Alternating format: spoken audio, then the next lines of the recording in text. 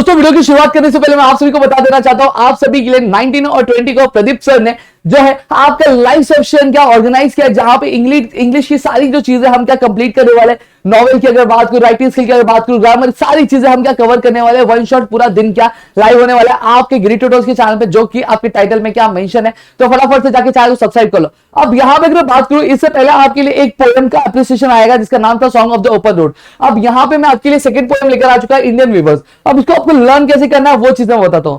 सबसे पहली चीज, टाइटल तो है नहीं हमारे पोएम में, दिया नहीं रहेगा क्वेश्चन में, साथ ही साथ पोएट का नाम भी नहीं रहेगा, तो आपको याद रखना है। कैसे याद करोगे, चलो मैं यहां पे बता दे रहा हूं आपको।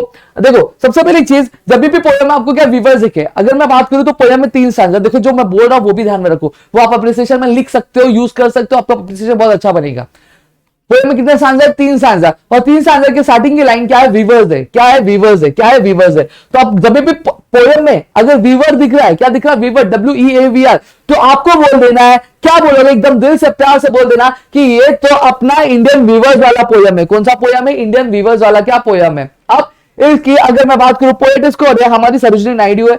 सरोजिनी नायडू की अगर मैं बात करूं तो ये एक बहुत ही बोले ना, एक बहुत ही जाना माना चेहरा हमारे इंडिया के फ्रीडम स्ट्रगल में, इन्होंने अपना बहुत ज्यादा का कंट्रीब्यूशन दिया है। तो ये एक स्टेटमेंट आपका भी बन रहा है। अब ये जो इंडियन वीवर जो पोएम लिया गया आपके फर्स्ट वॉल्यूम जो है द गोल्डन थ्रेशोल्ड, इसमें से क्या लिया गया? क्या इसमें से लिया गया? अब यहां पे अगर मैं बात करूं तो पोएम में जो है राइमिंग स्कीम है, तो आप क्या लिख सकते हो? AABB आपका क्या राइमिंग स्कीम है। अब यहीं पे अगर बात करूं तो फिगर ऑफ स्पीच यूज किया गया, मेटाफोर, सिमिले, एलिट्रेशन और रिपीटेशन। अब यहां पे अगर बात करूं तो ये पोएम हमें याद किसके लिए दिला रहा है? ये पोएम जो है, देखो नाम है इंडियन वीवर, तो ये याद किसकी दिलाएगा? ये इंडिया के जो क्राफ्ट्समैन थे, उनके जो फेमस काम थे, उनके जो जाने माने काम थे, उसके बारे में क्या याद दिला रहा है। और जो 3 स्टांजा है, ये 3 स्टांजा हमारे लाइफ के क्या 3 हिस्से जो है उसमें क्या डिवाइड किया गया। 3 स्टेजेस क्या होते हैं हमारी लाइफ के? एक आपका बर्थ होता है, ठीक है, एक आपका एडल्टहुड होता है,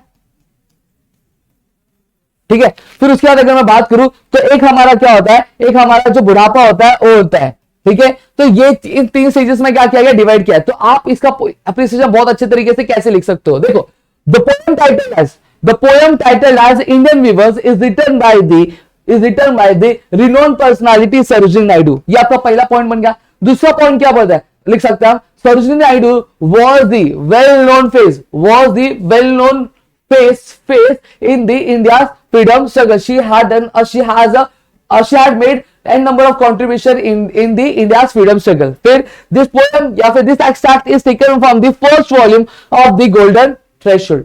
क्लियर हो गया? इतनी चीजें देखो, 4 लाइन मैंने यहां पे आपको बता दी। क्या? यहां पे ही बता दी। अब आप और क्या लिख सकते हो? देखो मैंने बताया था ये पोएम किसकी याद दिला रहा है, ये पोएम आपको याद दिला रहा है, किसकी याद दिला रहा है? चलो यहां पे देख लेंगे थोड़ा। देखो याद है, अब ग्लिम्स ऑफ द, अब यहां पे अगर बात करूं तो ये जो पोएम है हमें याद है, रिमाइंड्स अस, तो आप ऐसे लिखो, this poem reminds us the work of the India's famous handloom craftsman. तो ये आप लिख सकते हो। क्या लिख सकते हो? This poem reminds us the work of India's famous handloom craftsman. आपका कितना पॉइंट बन गया? 5 पॉइंट बन गया। देखो इसी चीजें से मैं लर्न करवा देता हूं। फिर उसके बाद क्या मैंने बताया? The weavers. अब यहां पे देखो, the theme is the cycle of life. मैंने आपको 3 बताया था, एडल्टहुड, फिर उसके बाद अगर बर्थ, एडल्टहुड और डेथ के बारे में। यहां पे मैंने ओल्ड लिखा था, लेकिन डेथ भी आप लिखोगे तो भी चलेगा, ठीक है। तो क्या है? बर्थ, एडल्टहुड और डेथ के बारे में बता रहा है, ठीक है। This stanza marks the 3 stages of life, मैंने बोला था आपको, ठीक है। अब यहां पे मैं बात करूं इस स्टांजा, अब हर एक जो पोएम है, मैंने ये भी बोला स्टांजा जो है पोएम का, हर एक स्टांजा क्या रिप्रेजेंट कर रहा है? आपकी 3 स्टेजेस ऑफ लाइफ का। एक स्टांजा बर्थ रिप्रेजेंट कर रहा है, एक आपका डेथ रिप्रेजेंट कर रहा है, एक आपका एडल्टहुड रिप्रेजेंट कर रहा है।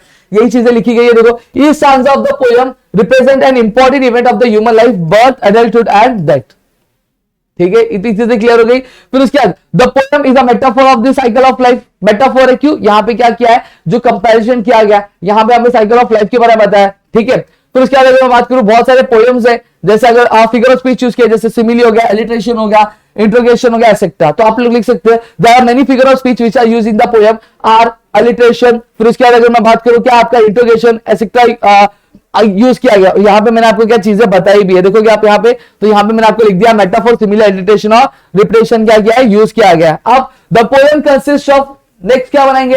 The poem consist of the rhyming words, so the rhyming scheme for the poem is AABB। देखो मैंने यहां पे बताया था, कहां पे गया?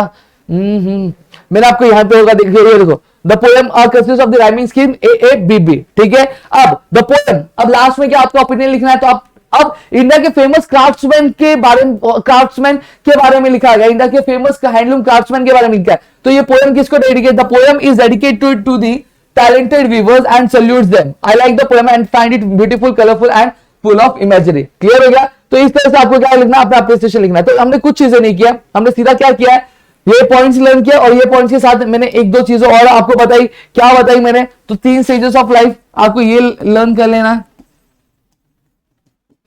पोएम में कितने स्टांजा है, 3 स्टांजा है। ठीक है, फिर उसके बाद अगर मैं बात करूं 3 स्टांजा, और 3 स्टांजा क्या रिप्रेजेंट कर रहा है, हमारे 3 जो स्टेजेस है लाइफ के, वो कौन से, बर्थ,